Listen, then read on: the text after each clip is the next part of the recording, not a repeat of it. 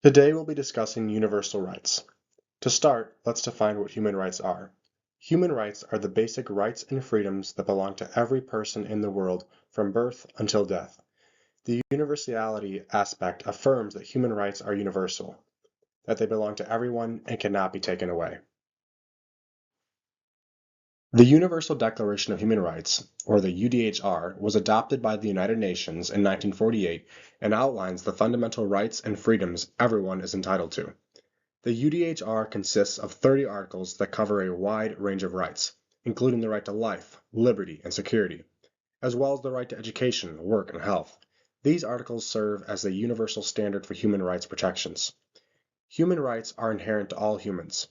This means they apply to everyone regardless of nationality, ethnicity, or religion, and gender. And so, if the rights themselves are universal, so must the prosecution of the human rights abuses.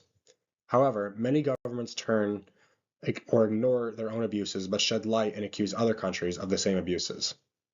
This creates a double standard, or bias. Let's look at some case studies to understand how human rights are treated differently across regions. For example, the death of Tyree Nichols in the US and Mahsa Amini in Iran highlights the disparity in reactions. While Nichols' death was treated as a domestic issue, Amini's death led to international condemnation and sanctions against Iran, or the wars in Ukraine and Gaza.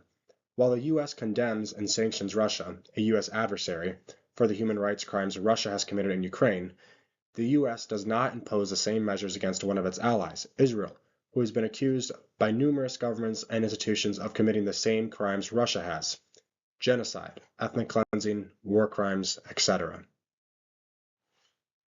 In conclusion, human rights are universal and essential for ensuring that everyone can live with dignity and respect.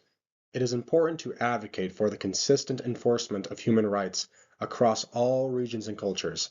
By doing so, we can work towards a more just and equitable world, and failure to do so will result in the erosion of trust in the governments and institutions that are tasked with upholding human rights.